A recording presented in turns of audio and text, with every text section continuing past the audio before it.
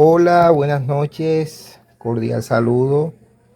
Esta noche estamos aquí, Jesús Manuel Arrieta Quintana, Luis Daniel Patricio y estudiantes de primer semestre de la Corporación Uniremito Sagún.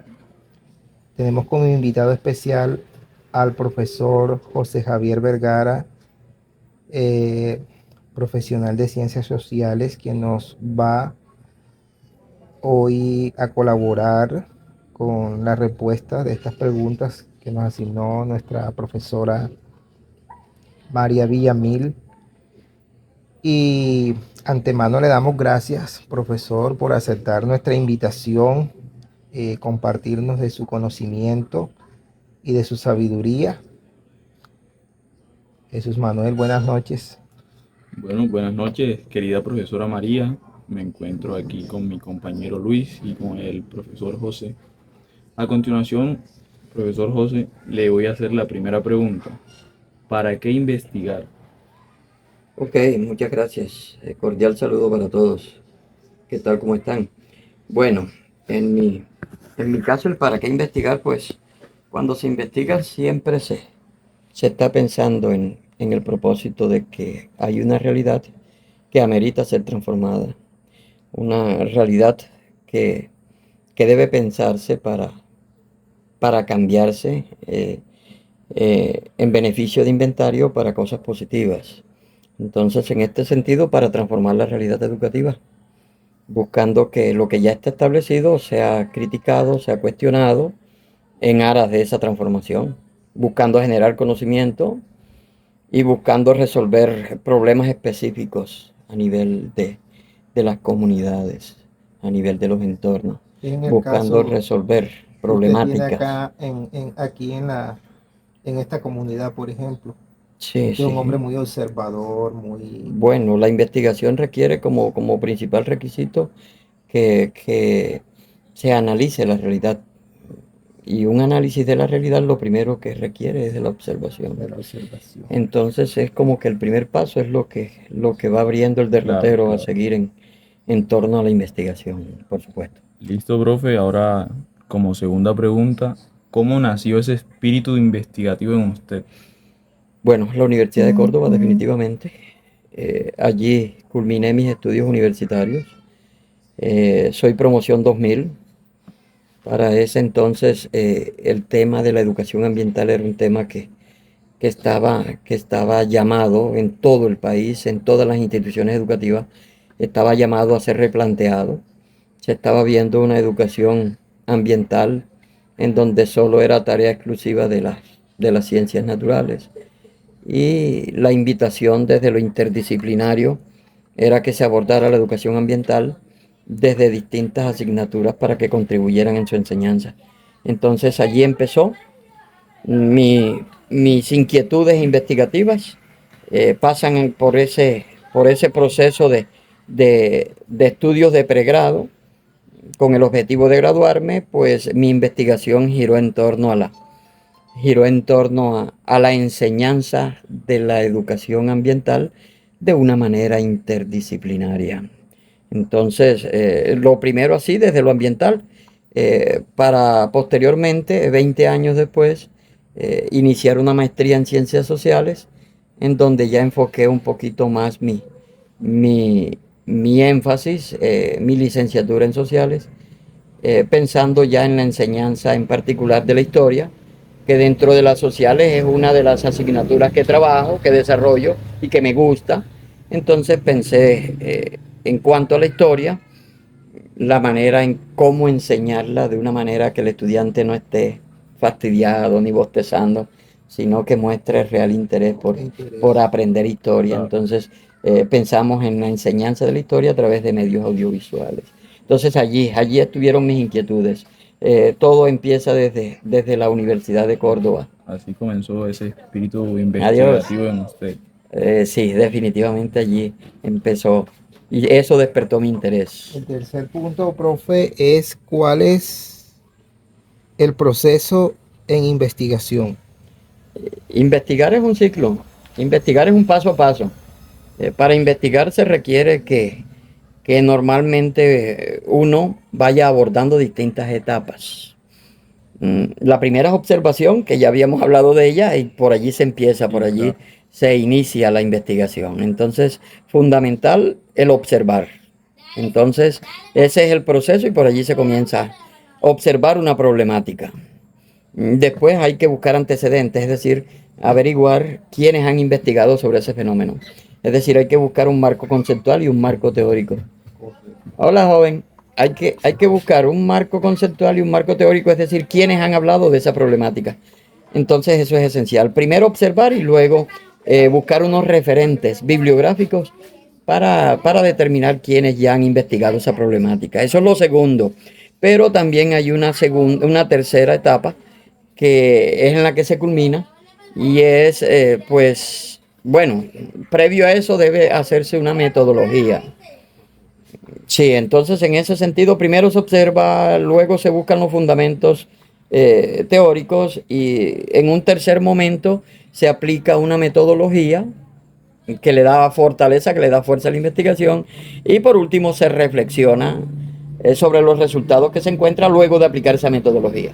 Entonces, de esa forma te respondo esa tercera pregunta del ciclo para investigar. La cuarta pregunta es algo como más personal y que nos puede compartir de ese enfoque cualitativo.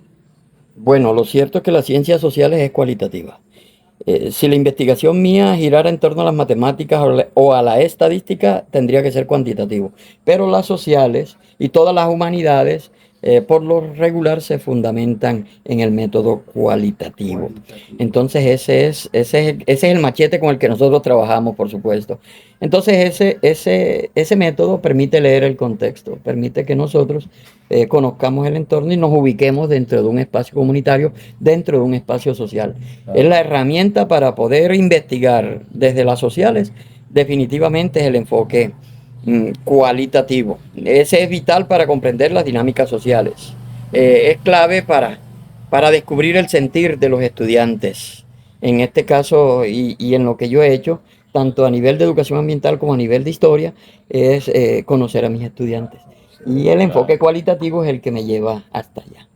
Listo, profe. Como quinta pregunta, ¿qué nos puede aportar del enfoque cuantitativo? Epa, entonces este es el enfoque que de alguna manera vincula lo numérico y lo estadístico. La investigación, en este caso no necesariamente la social, pero sí la científica, tiene como fundamento el enfoque cuantitativo. Este enfoque cuantitativo, su nombre lo indica, es el cuánto, es la cantidad. Entonces eso brinda rigor, te permite, al hacer una investigación, te permite generalizar, te pone a trabajar con datos, te pone a trabajar con tendencias, con promedios, con aproximados. Todos estos datos son fundamentales para que tú lleves a cabo una investigación, en este caso cuantitativa, que te permita arrojar unos resultados que tengan rigor, sí, y que se puedan medir alcances específicos. Pero definitivamente en mi caso yo prefiero el diálogo desde lo cualitativo porque es lo mío, es las sociales. Entonces ahí está la diferencia. Uno es el Profe, cuantitativo, el otro es el cualitativo, que es con el La que me la identifico. siguiente pregunta, pero la ubicamos aquí en la región, en la comunidad, en el área donde usted se ha desempeñado. ¿Qué herramientas ha utilizado para investigar? Sí, indispensable. Las herramientas es como estos útiles indispensables para tú llevar a cabo la investigación y en este sentido, pues, diario de campo es indispensable. Usted tiene que ir anotando lo que va observando. Entonces, para ello está el diario de campo. Esa es la principal herramienta. Hay que focalizar grupos. En mi primera investigación con educación ambiental fueron alumnos de sexto grado en San Juan de Betulia, San Juan de en la Betulia. institución educativa San Juan Bautista. Y en la institución educativa San Juan Bautista de Flecha, Sevilla, que es donde laboro, acabo de culminar mis estudios de Coincidencialmente le maestría. tocan dos San Juan. Sí, así es, dos San Juan. Dos San Juan.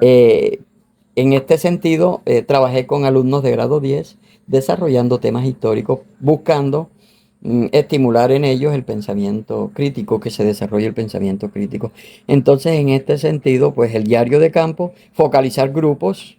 Entonces, las investigaciones, por un lado, fueron estudiantes de grado sexto, posteriormente trabajé con estudiantes de grado 10, allí se focalizó mi investigación. También, pues allí hay que trabajar con el análisis de recursos audiovisuales, porque yo trabajé también en mi investigación cómo a través de los recursos audiovisuales logra usted desarrollar una mejor enseñanza de la historia. Entonces también hizo parte de esa herramienta. Indispensable que usted tome pruebas diagnósticas al comenzar la investigación con los estudiantes, con el grupo focal. Usted tiene que hacer una prueba diagnóstica que le llaman prueba diagnóstica de entrada. Y luego, cuando usted aplicó todo el taller, al final, otra vez una prueba diagnóstica para ver qué tanto aprendieron.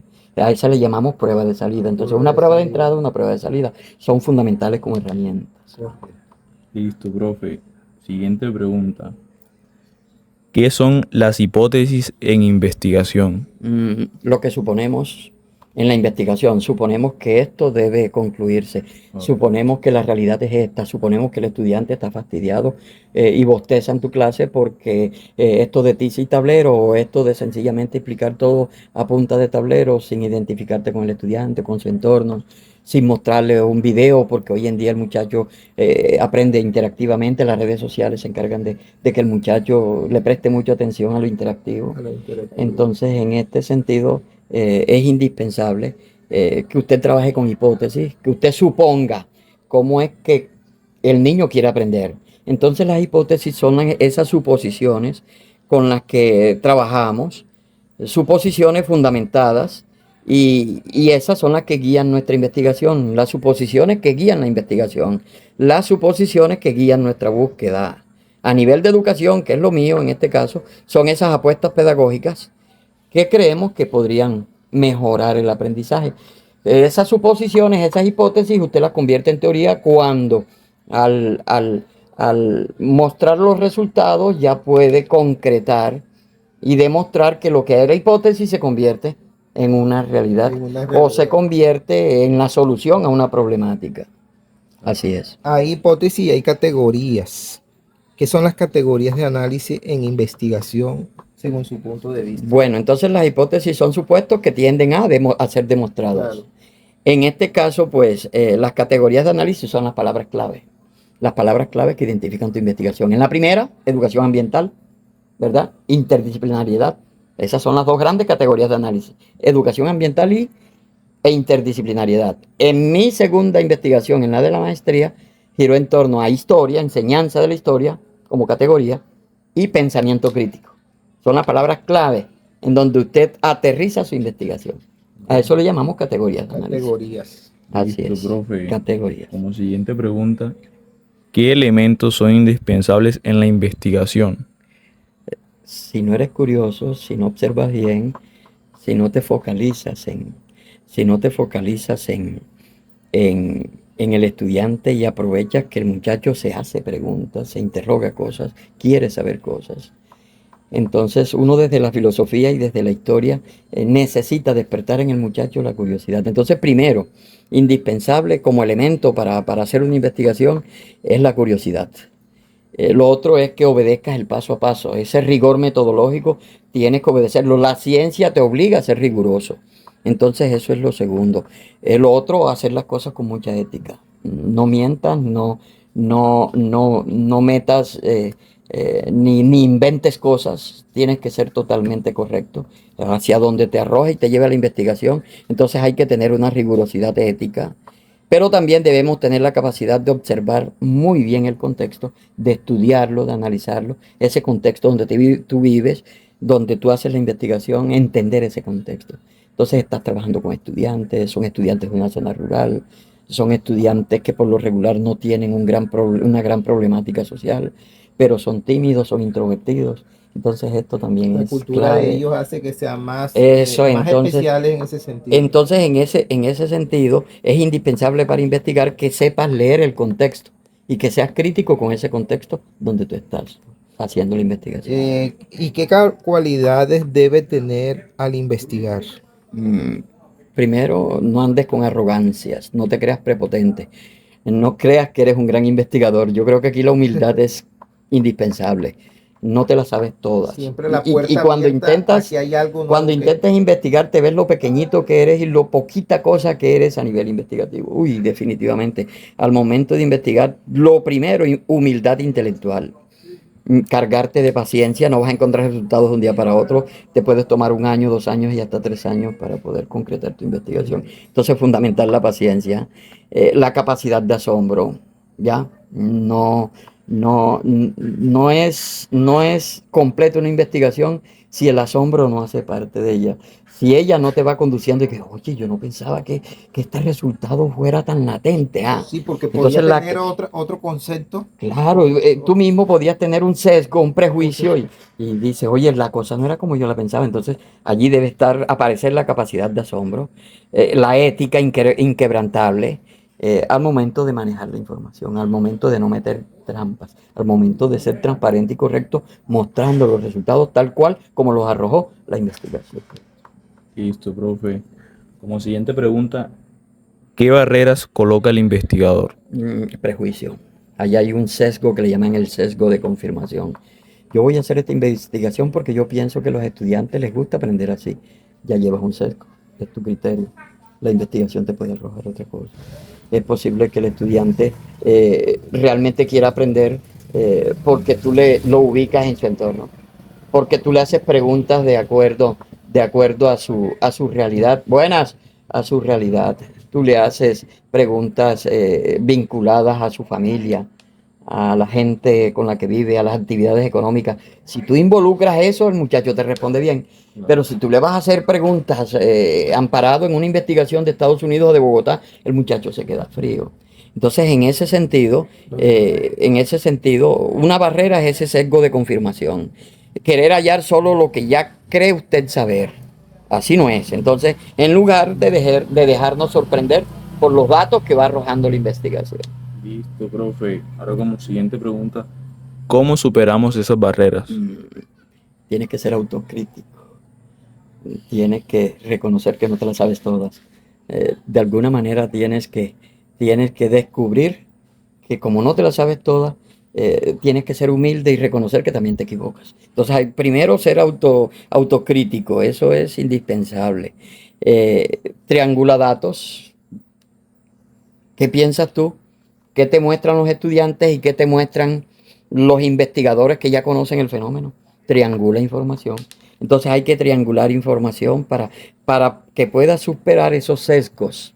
Eso de creer que tú te lo sabes, pues no necesariamente es así. Profe, hay eh, vamos por la cual, 13, ¿no? por la 11. 13. 13. Usted estuvo en dos instituciones, ha estado en dos instituciones diferentes, una en Sucre, otra acá en Córdoba. Casualmente las dos se llama San Juan Bautistas. Bautista. Eh, a esta pregunta yo creo que es un poco detonante. ¿Qué barrera colocan las instituciones en las investigaciones? Investigar es riguroso. Investigar es complejo. Entonces hay una burocracia, digo yo, ¿Hay un excesiva. acompañamiento o se No, siente hay una vulnerable? cantidad de personajes dentro de las universidades que se creen autoridades intelectuales y que lo que tú quieras aportar muchas veces Lo ven en poco. te subestiman lo que tú estás haciendo. O definitivamente te aterrizan y te dicen, no, por ahí no es la cosa, pero hay cierto ego. Entonces a eso me refiero yo con una burocracia excesiva, una falta de apertura para reconocer esas prácticas tradicionales y reconocer que la tradición, que la cultura, que lo que está fuera de la universidad también es válido. Entonces, de alguna manera, esas barreras, porque son barreras, terminan incidiendo mucho y desmotivando a quien quiere investigar. Entonces, por allí podemos aterrizarlo, pienso yo. Cómo trabajarlas? Las barreras, Las pues, barreras. hay que hacer un diálogo constructivo, hay que estar abiertos a la crítica, hay que estar abiertos a que te sugieran cosas, pero también deben ellos estar abiertos a entender que tú vienes de un entorno distinto, diferente, rural, Y debes mostrar evidencias claras de que de que la investigación va a ser provechosa, va a ser benéfica, va a beneficiar a la institución, va a beneficiar a la universidad. En ese caso va a beneficiar a los estudiantes, va a beneficiar a un entorno. Entonces hay que demostrar que vale la pena esa investigación. Correcto. Claro que sí. Ahora, profe, como siguiente pregunta, ¿qué barreras coloca la academia para investigar? El lenguaje de la investigación es un lenguaje técnico. Usted no puede investigar con las palabras que en el común solemos utilizar. Se requiere de un léxico especializado. Entonces, desde ese sentido, eh, es indispensable que la academia te exige un lenguaje científico, un lenguaje que le llaman críptico y que a uno le cuesta trabajo dominar. Como cuando estamos en el avión y escuchamos unas claves que dice el Eso, el capitán, piloto con el que capitán está que uno diciendo gira a la definitivamente no derecha, entiende. pero las claves O de ellos escuchas una conversación entre médicos y tú ahí y uno dices, pierde. caramba, ¿Qué está que diciendo? están conversando. Están conversando. Entonces a eso me estoy refiriendo allí. Esa es una barrera que coloca la academia. Pero también las exigencias de publicación al momento de que tu investigación llega, mm, no es, no es fácil que tu publicación sea leída.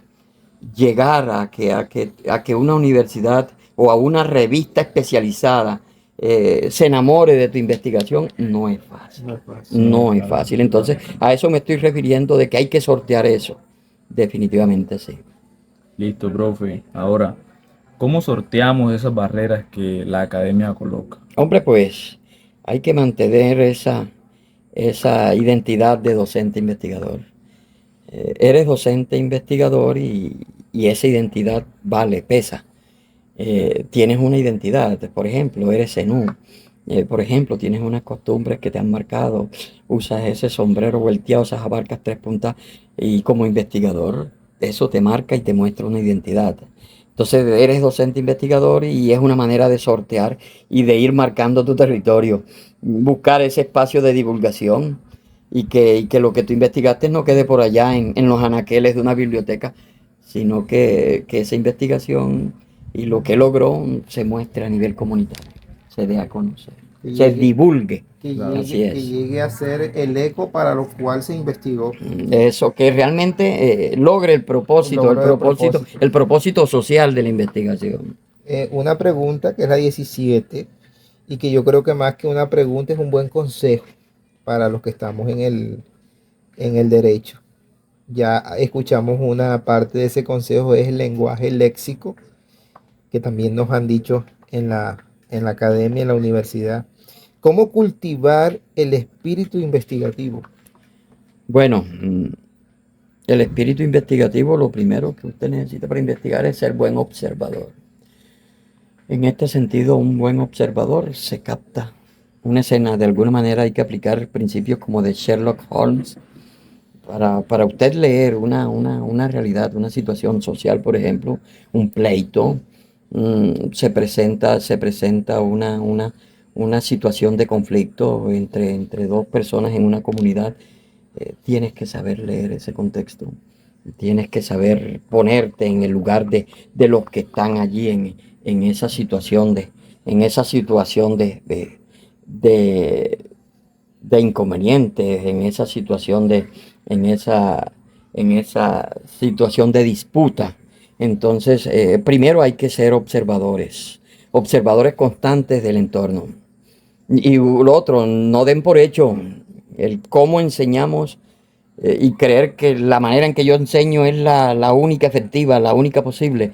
Desde la educación te puedo decir eso, pero también desde el espíritu de la abogacía o del derecho, no es tu terca posición la que por lo regular va a tener la razón. La razón. Así es. Listo, profe. Como pregunta número 18, ¿para qué publicar? Para que no queden los anaqueles, para que no quede en los archivos, para que no quede engrosando bibliotecas donde nadie va a llegar. Entonces hay que publicar para dar a conocer el conocimiento. Para que no Hay quede que en el dar a olvido. conocer el conocimiento definitivamente. Claro. que no quede archivado, para que inspire a otras personas, a otros docentes en mi caso, a los estudiantes, para que otros mejoren sus prácticas, ya sea en el derecho, ya sea en la educación. Claro, profe. Ahora, ¿para qué argumentar? Buena pregunta, es más filosófica quizás que para un profesor en sociales, pero también para ustedes en derecho es indispensable argumentar. Imagínense, hoy en día en nuestra realidad política el argumento convence. Entonces, ¿para qué argumentar? Para que estas propuestas eh, se puedan sostener, para que las Y propuestas se sin puedan argumentos sostener. no tienen piso. Si no tienes un piso desde lo jurídico, desde lo científico, entonces definitivamente es charlatanería lo que estás haciendo allí. Entonces, ¿para qué argumentar? Para sostener nuestras propuestas, para que tengan fundamentos. Eso permite que la comunidad científica pues valide las intervenciones de tipo educativo o de tipo del derecho, definitivamente. ¿Cuáles son los desafíos de la investigación hoy? Bueno, hoy, hombre, yo pienso que hoy hay que combatir desinformación. Las redes sociales nos mantienen bombardeados de desinformación. De De desinformación. cada 10 cosas que usted puede leer en Facebook o en Twitter o en X, que es hoy en día, o en las principales redes sociales, o en WhatsApp, cuántas cadenas de WhatsApp desinforman. Entonces hay que combatir la desinformación. Ese es un desafío para la investigación, combatir la desinformación, integrar la tecnología de una manera crítica, que realmente nosotros aprovechemos todos estos adelantos tecnológicos, aprovechemos lo que es la inteligencia artificial para informar y no para desinformar. Eso es indispensable, sin perder de vista la calidad humana, al ser humano. No hay que abrazarse a la tecnología en exclusiva, En el 100%. en el 100% hay que reconocer que lo humano cuenta y que lo humano es válido y que Claro lo que sí. humano le da consistencia a tu discurso. Así es. Listo, profe. Ahora la siguiente pregunta. Dentro del proceso investigativo, ¿qué puede omitir el investigador? ¿Qué puede omitir? O sea, en realidad, ¿de qué se debe desconectar alguien que investiga? Hacia allá va dirigida, pienso yo, esa pregunta. Mm, Hay que omitir lo que no le aporte objeto al estudio, lo que no le aporta a la investigación. En realidad uno piensa de que hay que meterle bastante cháchara y bastante palabrería a una investigación y no es así. Entonces realmente al momento de investigar hay que empezar a seleccionar, hay que ser eclécticos al elegir la información. ¿Qué me sirve y qué no me sirve para investigar? Entonces, lo que no aporte al objeto de estudio, hay que ser sintéticos, hay que hacer síntesis. Eso es clave si no se quiere perder el foco ante la sobreabundancia de información que uno cree indispensable, importantísima, pero que si usted realmente hace una observación crítica de sus referentes, se va quedando con lo que realmente es válido e importante y trascendente. Sí.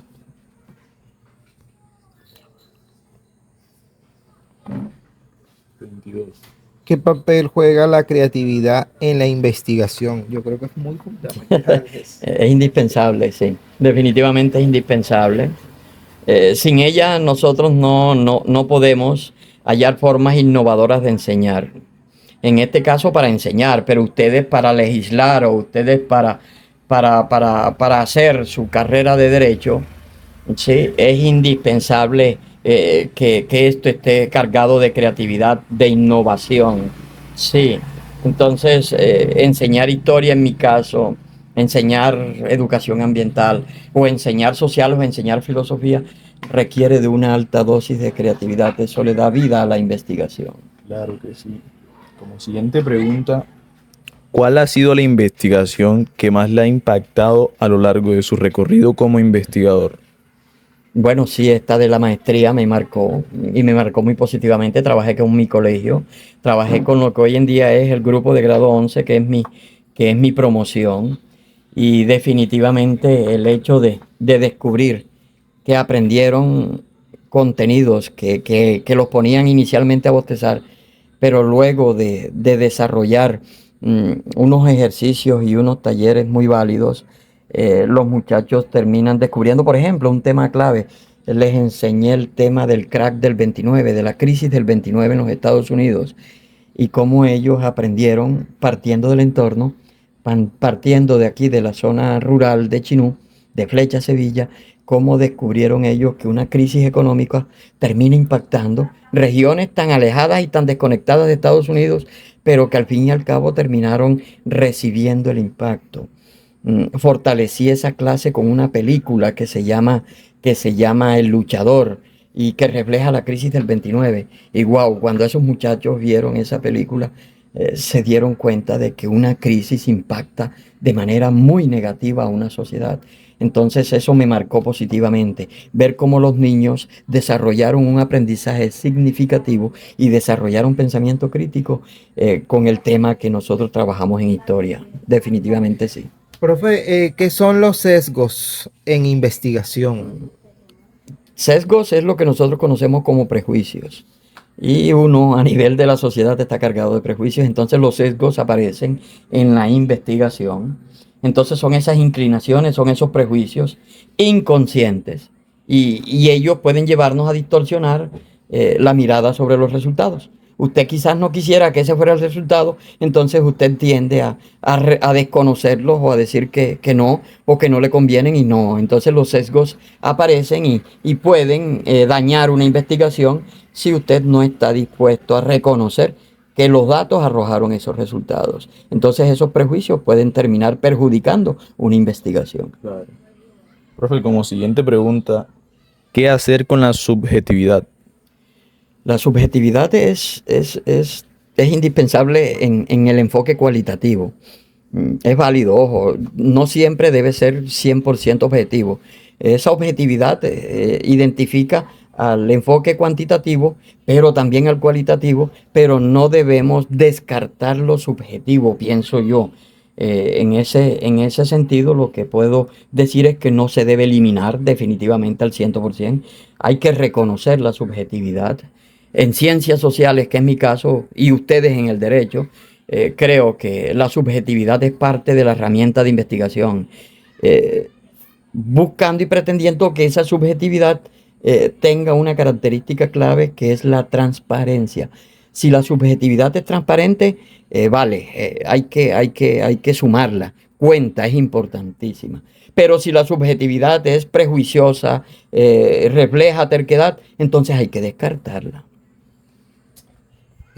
¿Cómo elegir el tema de investigación adecuado? Bueno, un tema de investigación, diría yo, adecuado, es aquel que nace de una pasión personal. Usted va a investigar lo que le apasiona. Que le gusta. A mí me apasiona la enseñanza, a mí me apasiona enseñar historia.